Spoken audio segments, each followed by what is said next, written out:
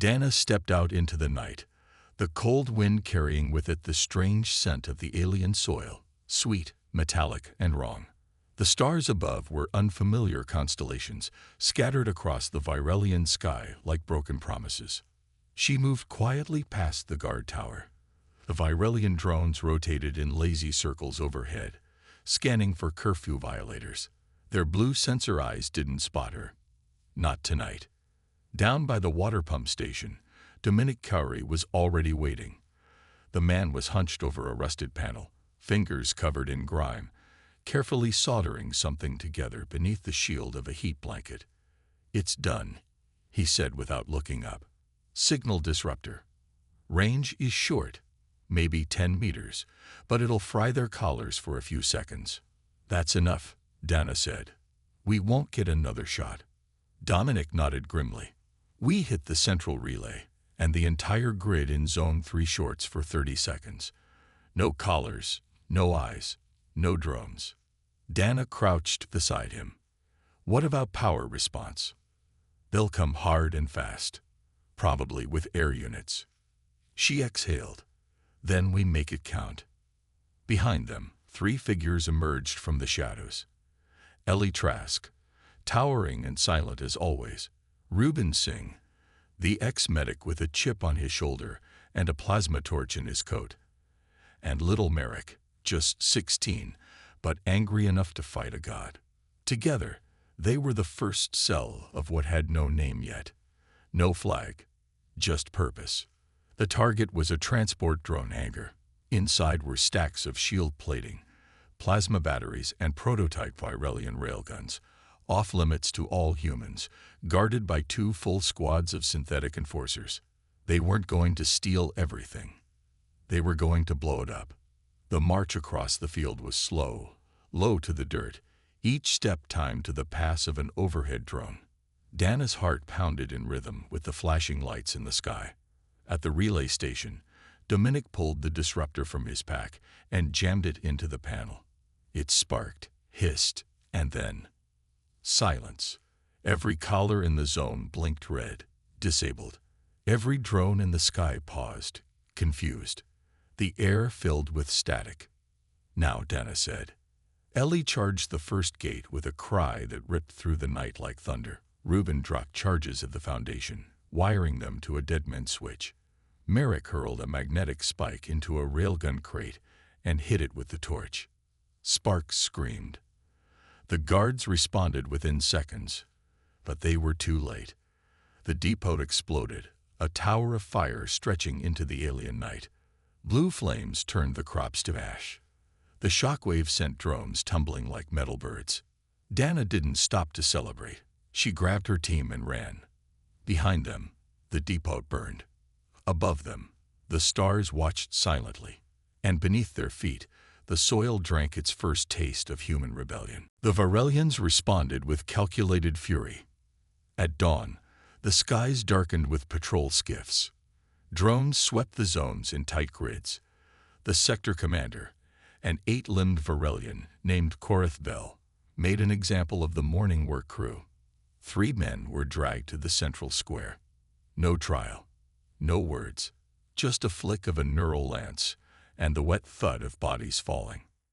Cruz watched from the crowd, face blank, jaw rigid. She held Merrick's arm tight to keep him from rushing forward. "This is what they want," she whispered. "Emotion. Rash mistakes. We don't give them that." But she felt it too, the rising heat behind her ribs. Rage like a second heartbeat. Later, inside a gutted greenhouse on the edge of Zone 3, the rebel cell gathered again. Dominic spread out a tarp filled with the haul they'd managed to salvage before the explosion.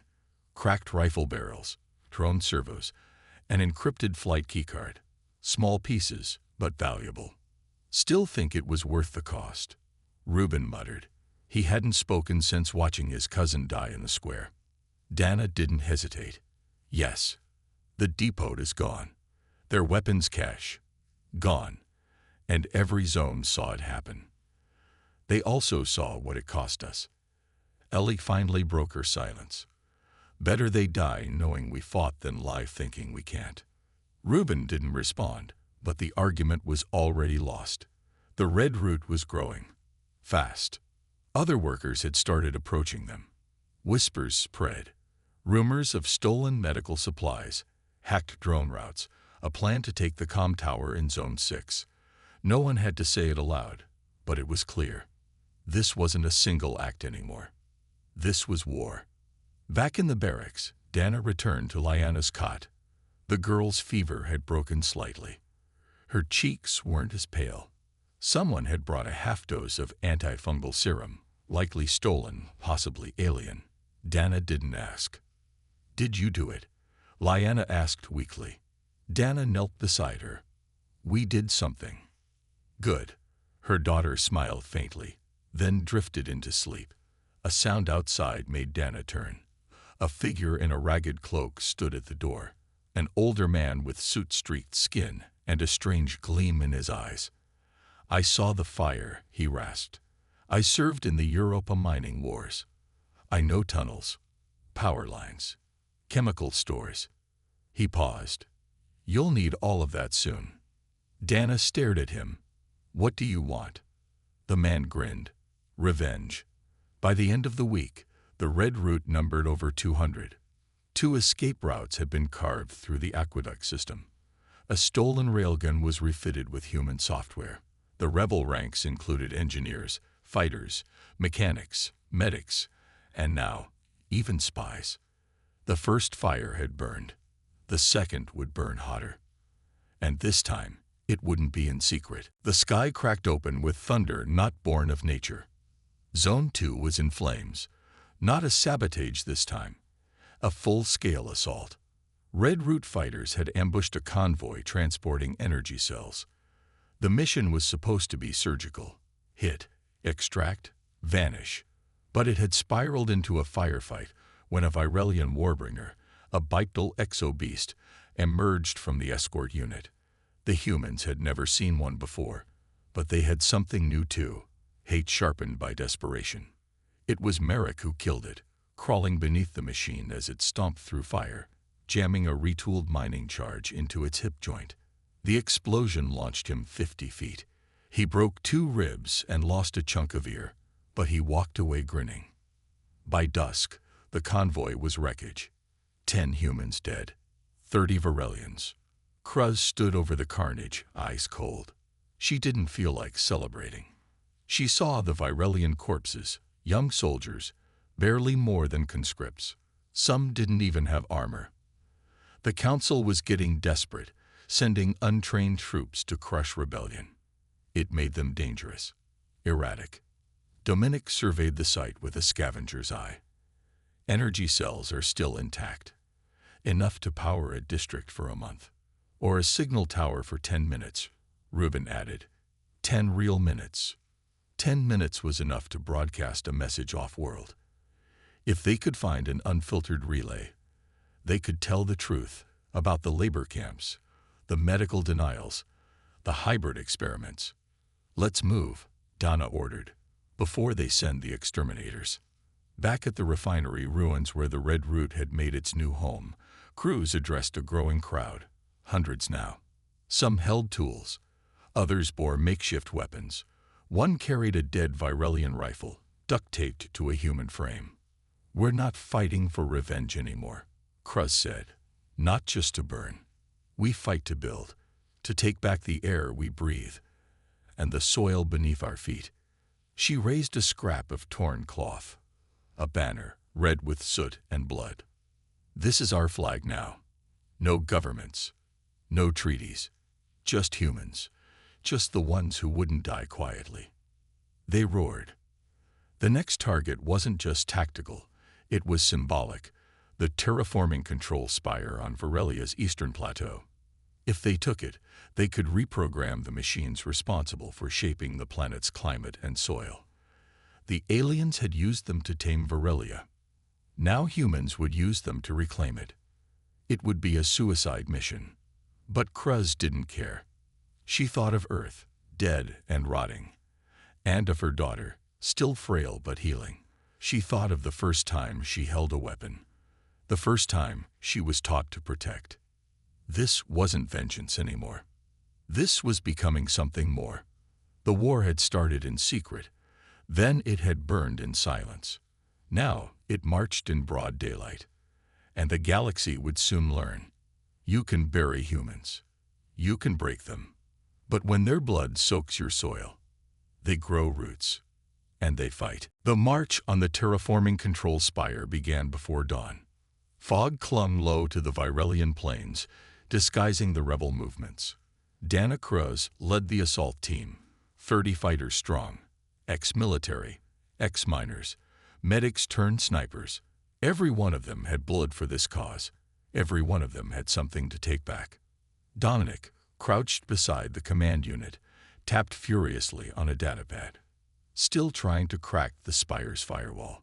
If I screw this up, the entire climate grid could overload and flash fry the eastern hemisphere. No pressure, Dana muttered, eyes on the horizon. Ruben's voice crackled through the comms. 2 patrols incoming. Light infantry, Virelian make. Their armors pulsing, adaptive shielding. Cruz nodded to Ellie and Merrick. Intercept. No survivors. The fight was fast and brutal. The rebels fought like demons. Feral, focused, unrelenting. They didn't have the tech the Virelians did, but they had fury, and they had purpose. Within minutes, the spire was theirs. But it wasn't what they found inside that shook them. It was what they didn't expect. Data logs, thousands of them, detailing not just climate control routines, but biological manipulation protocols, DNA filters, targeted pathogens, human-specific fungal strains, time-stamped orders from the Galactic Council. The atmosphere on Earth hadn't just decayed. It had been murdered. Virelia was never meant to be a sanctuary. It was meant to be a cage. They didn't save us, Cruz whispered. They scattered us, culled us. This planet was designed to break us from the start. Dominic's face went pale. We have to broadcast this. Already preparing the uplink, Ruben said. We'll use the relay in Zone 9. Virelian Command won't be able to stop it in time. Back at the camps, the Council's hold started to fracture. The message spread like wildfire. Images of dead human children on cold examination tables, voice clips of alien overseers discussing sterilization programs, footage of Virelian leaders declaring humanity biologically inefficient and culturally resistant to assimilation. Other species noticed. The Grolans, once subjugated and pacified, rioted in 4 sectors. The insectoid Trexel broke their trade contracts and began smuggling weapons to the humans. Even some Virelian civilians, those not entrenched in the Council's dogma, started to question everything. By the time the Red Root launched simultaneous uprisings in sectors 4, 6, and 11, the galaxy was watching. And this time, they weren't condemning. They were cheering. The Virelians deployed exterminator units, 8-foot-tall hybrids of flesh and metal, immune to most conventional weapons. But the humans adapted, as they always had. They wired stolen plasma cores into mining drills. They fought with science, steel, and savagery. The Red Root wasn't a rebellion anymore. It was a revolution. In a broadcast heard across 5 systems, Dana Cruz's voice cut through the stars. Greater than we were marked as obsolete. A mistake. But we were your warning, and now we are your reckoning. We do not kneel. We never kneel. This world is ours now, and we will not stop with it. Virelia's skies burned. Where once the twin suns bathed the world in tranquil amber, now smoke towers stretched from the forests to the equator. The Red Root's uprisings had paralyzed the supply chains and gutted outposts. The planet's surface, a once perfect model of galactic terraforming, had become a war map, and humanity was winning. But the Council wasn't finished. Not yet. Above the atmosphere, a dreadnought-class ship pierced orbit, a relic from the Praxil Wars, bristling with rail cannons and kinetic warheads. Its name was etched in High Virelian, Judicator Syrax. It carried one purpose: extermination. Below, Danacruz stood at the edge of a half-ruined plateau with Reuben and Dominic. Behind them, crews of human engineers worked non-stop, reinforcing power nodes along the edge of the terraforming spire. They were preparing the last card in their deck. Dominic squinted at the telemetry. "We hijacked the orbital relays 2 hours ago. If we sync the terraformers' gravity lenses and redirect them upward, you're telling me we use the planet's own reformation systems to fire at their battleship," Cruz said. "Technically, yes. Will it work?" "If it doesn't," Reuben said, "we'll be vaporized in less than a second." Cruz nodded. "Then let's be faster." As the Syrinx began charging its forward batteries, human resistance cells across Varelia launched a coordinated assault, not to attack, this time to distract. Explosions rocked key communication nodes. Drones fell from the sky. Sabotaged hangars erupted in flames. The sky shimmered with artificial auroras as jamming towers overloaded. At the spire, Dominic triggered the override. The air cracked. Massive lenses atop the terraforming control pivoted with a grinding roar, aligning toward the upper stratosphere. Energy, drawn from planetary heat vents and converted through orbital collectors, funneled into a single focused point. The Syrinx detected the anomaly too late. The beam fired. White light lanced upward in a spear of raw planetary fury. The dreadnought, for all its shielding and alien engineering, cracked in half in under 4 seconds. Its reactors imploded. Debris rained like meteor showers across the hemisphere, lighting up the night with falling stars. Across the rebel camps, silence turned to awe, then to cheers. But Cruz didn't smile. She turned away, walking past rows of wounded fighters, some missing limbs, others missing families. She thought of Lyanna, still recovering, still weak. This wasn't over. Not yet. A message crackled through her comms. One of the scout teams had intercepted a fleet of ships approaching Varelia. Not Varelian. Human. Refugees. Militants. Survivors from other council betrayals. Armed, angry, and looking for a cause. "Tell them," Cruz said. "This is where we plant our flag." She climbed atop a transport and raised the tattered red cloth that had become their symbol. "This is not just vengeance," she shouted to the gathered crowd. "This is creation. From our ashes, we forge iron. From their lies, we build truth. And from this cursed soil, we rise as gods." The crowd roared. On Varelia, the age of human submission had ended. Now began the age of human dominion. Years passed. The war was over, but its echoes still haunted the wind. Varelia was no longer a council colony. It was a sovereign world, reborn through fire and blood. Its skies were still scorched in places. Its cities, rebuilt with steel and fury, stood atop the bones of former oppressors. But it was alive. And it was human. The Galactic Council, fractured and disgraced, had all but collapsed. Dozens of client species broke free of their chains, inspired by the Red Roots uprising. What once was a vast and orderly empire became fragmented territories, where humans were now seen not as pests, but as proof. Proof that defiance was possible, that survival could become dominion. In the heart of New Aeternum, Varelia's first human capital, Danacruz stood before a vast monument carved from obsidian and old shuttle hulls. Her body bore the wear of years, a limp in her right leg from a railgun blast, a faded scar across her cheek. But her eyes burned as fiercely as they had the day she buried her daughter's fever with stolen medicine. Now Lyanna stood beside her, taller, strong, a leader in her own right. Not a soldier, a builder. The monument read, "Greater than here, they sowed control. Here, we reaped freedom. This world drank our blood and grew something stronger. Greater than." The Red Root Proclamation. Ships roared overhead. Massive colony vessels bearing more refugees from Earth's scattered diaspora. Humans born under alien suns, grown in council ghettos and mining moons, returned home to a soil never meant for them, but made sacred by sacrifice. "You think they'll understand what this place cost us?" Lyanna asked, her voice quiet. Cruz shook her head. "No, and they shouldn't. It's not their burden. It's their inheritance." Far beyond Varelia's orbit, the first human-flagged fleet, no longer pirates or rebels, but defenders, escorted liberation ships toward still enslaved planets. The Red Root had become more than a rebellion.